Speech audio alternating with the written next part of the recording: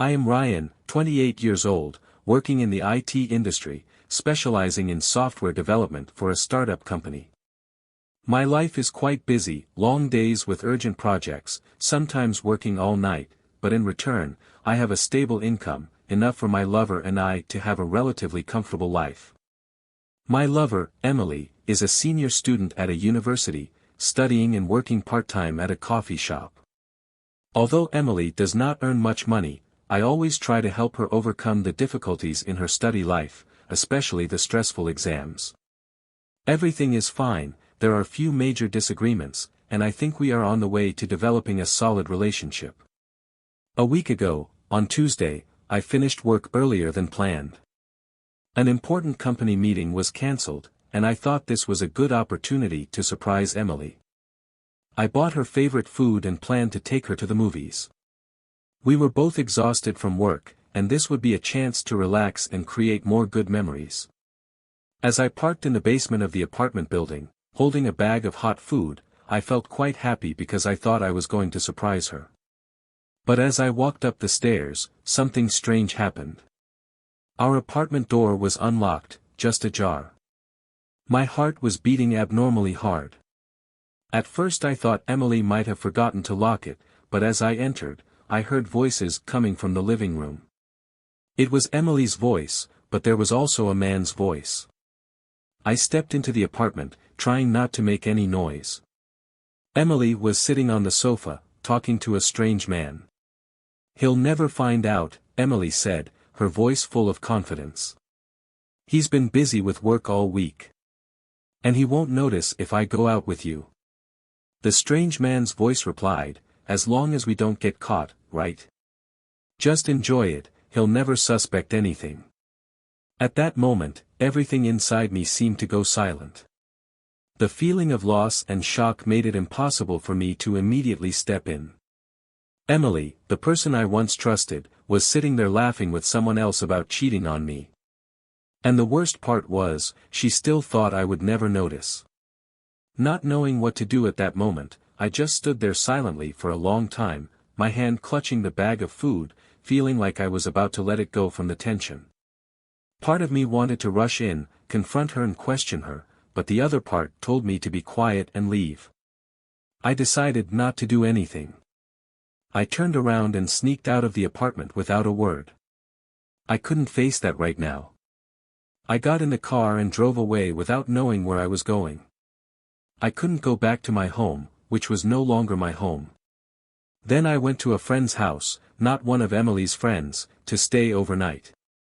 The next morning, I blocked all contact with Emily, phone, social media, email, everything. No explanation. I just wanted her to understand how I felt at that moment. I wanted her to feel the loss, the betrayal that I had suffered. In the early days, Emily kept trying to contact me. She called me countless times, texted, emailed, even sent messages through friends, but I didn't reply. She still didn't understand that any explanation was meaningless now. A week later, I discovered something that hurt me even more. That man was not a stranger, he worked in the same company as me. A colleague. At that moment, everything became clear. The way Emily kept mentioning him, the endless stories about work, I understood everything now. And to make matters worse, I learned that the man also had a girlfriend, yet he still calmly lied to both of us. I thought I would have to confront him, but then I realized something: he wasn't worth my time. Emily wasn't worth it either. I decided to let go. That day, Emily came to my friend's house.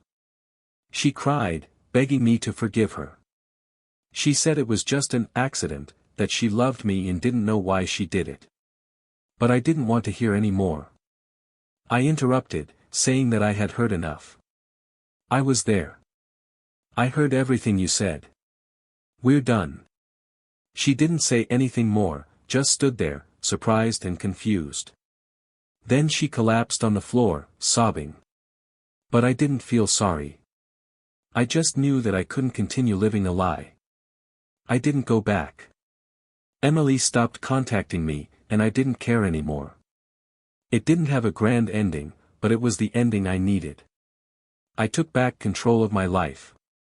A week later, I learned that my colleague had been fired after the incident was reported to HR. He lost everything, his reputation was ruined. But I didn't feel happy. That was the price he had to pay.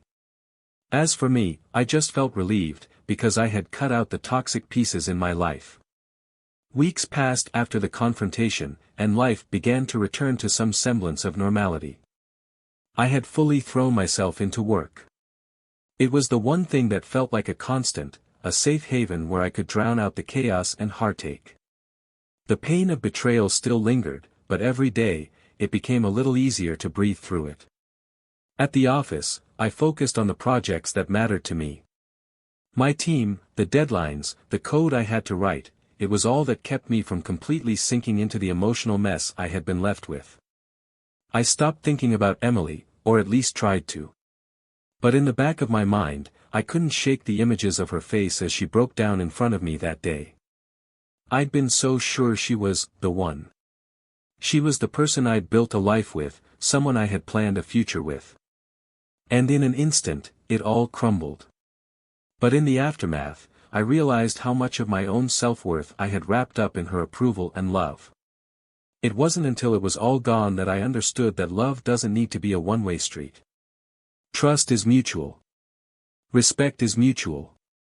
She hadn't been giving me either, and that was something I couldn't continue to ignore. It wasn't just the affair that hurt me, it was the manipulation. It was the way she had looked at me with such confidence, thinking that she could say anything and I would believe it, trust it, accept it. I wasn't that guy anymore. I had learned the hard way, but I had learned. But it wasn't all bad. I wasn't alone in this new journey. My friends, the ones who had been there for me when everything fell apart, were my rock. I could count on them. They didn't judge me for the way things ended with Emily. They didn't ask for all the messy details of what had happened. They simply supported me, and that was all I needed. One evening, I decided to go out. Just for a change of pace. I wasn't quite sure what I was looking for, but I needed to remind myself that life was still out there, that I still had a future ahead of me. I called a few of my friends to join me. It felt good to laugh, to forget about the heartbreak, even if just for a night. While at a local bar, I saw someone. It wasn't like I was looking for anyone. In fact, I wasn't sure I ever wanted to trust anyone again. But she caught my eye. Her name was Olivia, a freelance graphic designer who was sitting alone at a table near the bar. She had this quiet confidence about her, someone who was independent but not closed off. Her eyes met mine across the room, and there was an unspoken understanding between us. Maybe it was the way she smiled without saying a word, or how she carried herself with a certain grace. My friends nudged me, encouraging me to go say something, but I hesitated. I wasn't sure if I was ready for anything new, especially after everything that had happened. But there was something about her, something real. Something honest. Eventually, I found the courage to walk over. We exchanged a few casual words, and before long, we were talking easily. It felt different, natural. Not forced or rehearsed. Olivia wasn't playing any games. She didn't ask me about my past relationships. She didn't try to pry into my life. She just talked to me like I was a person, not a walking emotional baggage case. The night went on, and we continued to talk and laugh. By the end of the evening, I had given her my number, and we agreed to meet up again. But more importantly, I realized something. Maybe I wasn't ready to dive into another relationship, but I was open to possibilities again. And that alone felt like a victory. I wasn't Emily's Ryan anymore. I was just Ryan, learning how to trust again, how to take life one day at a time. Over the next few months, Olivia and I kept in touch. We went on a few dates, nothing too serious, but enough to make me realize that there was still hope in the world for me. I could laugh again, I could feel something again, and it wasn't just a shadow of the past. Through it all, though, I knew I had to take my time. I had to make sure that I wasn't just filling the empty space left by Emily. Olivia deserved more than that. But at the same time, I wasn't closing myself off. I had learned to be cautious, to protect myself from hurt, but I was also learning to let go of the past. Then, one evening, while out with Olivia and a few friends, I ran into someone I didn't expect to see, Jake, the guy from my work who had been part of Emily's betrayal. He looked different. Defeated. He barely looked me in the eye as we crossed paths, but I could tell from his posture that he knew what had happened. Word had spread quickly after the fallout, and I knew he'd heard everything. He knew that I knew. But I didn't care anymore. I didn't need to confront him. I didn't need to make him feel bad. Life had a way of catching up to people, and I knew that, eventually, he would have to face the consequences of his actions. But I didn't need to be a part of it. That part of my life was over. I turned back to Olivia, and we continued our conversation, my focus now completely on the moment. The past, with all its pain and betrayal, didn't matter. The only thing that mattered now was the present. The future. My future. And for the first time in a long while, I felt like it was mine again. The weeks passed, and with each day, the weight of the past grew a little lighter. I wasn't the same person I had been when Emily's betrayal shattered my world. I wasn't bitter, but I was wiser. There was something freeing about knowing that I had taken control of my own life again, that I had chosen my own path despite the wreckage left behind by someone I had loved. Olivia and I had continued to see each other, but more cautiously now. We both understood that we weren't in any rush, and I wasn't looking for anything to replace the love I'd once had with Emily. I didn't need to rush into anything new to fill the empty spaces. Slowly, I learned to just be, to enjoy the simplicity of companionship without the pressure of expectations. But even as I learned to enjoy the moments, I still found myself haunted by thoughts of the past. Emily's voice, the way she manipulated the situation, the way she thought she could control everything. I still remembered the sound of her laughter, the one that cut me deeper than any argument could. That betrayal would always linger in the back of my mind, but I refused to let it define me. One evening, Olivia and I were sitting on the porch of her apartment, sipping coffee, enjoying the quiet after a long day. The conversation turned towards the future, and Olivia asked a question that caught me off guard. "Ryan, do you ever think about what you want your life to look like in a few years?" I took a slow breath, contemplating her question. It was one of those things I hadn't really allowed myself to think about, not until now. "I used to have everything planned," I said, my eyes drifting to the skyline as I spoke. "I thought I had the perfect life all figured out. The career, the relationship. I thought everything was going to fall into place. But then it all fell apart, and I had to learn to rebuild from scratch. I guess I'm still figuring it out. But I've learned that life doesn't always go according to plan. And that's okay." Olivia didn't say anything for a moment. Instead, she just looked at me with a quiet understanding. It wasn't sympathy, but empathy. She didn't need to fix me, she didn't need to offer grand solutions. She simply listened. "Maybe that's the beauty of it," she said finally. "The unpredictability. The freedom to create something new. You don't have to have it all figured out right now. Just, take it day by day." I smiled, feeling a sense of peace that I hadn't known in a long time. Olivia wasn't asking me to heal in some perfect way. She wasn't rushing me to be whole again. She was offering me the space to figure it out, at my own pace. And that was the moment I realized how far I had come. Months passed, and while there were moments of doubt, those fleeting moments when memories of Emily crept in, I had moved forward. I didn't feel bitter. I didn't feel regret. Instead, I felt free. Free from the need for validation. Free from the expectations others placed on me. Free to choose who I was and who I wanted to become. And Olivia, though we hadn't rushed into anything serious, became a constant in my life. Not because she was a replacement for Emily, but because she brought a sense of calm, a sense of steadiness that I hadn't known I needed. She taught me that it wasn't about finding someone to fix me, it was about learning to be whole on my own, first. I didn't need to forgive Emily.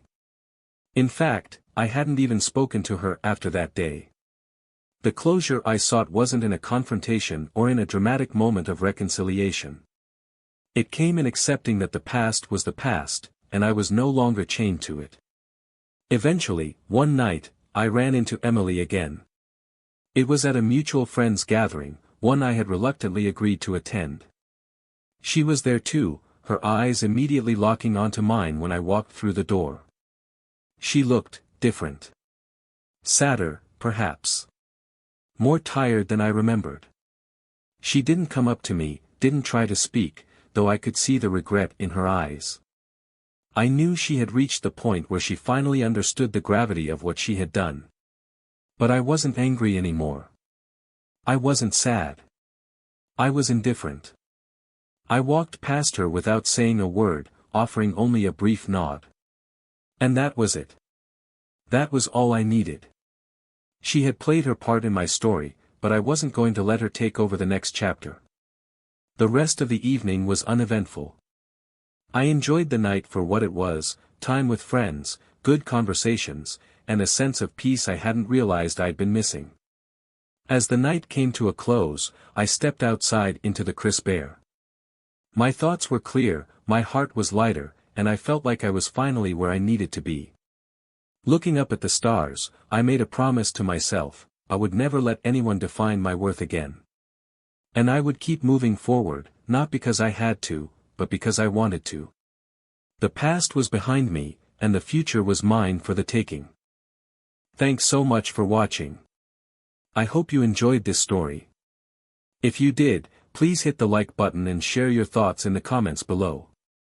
I would love to hear what you think.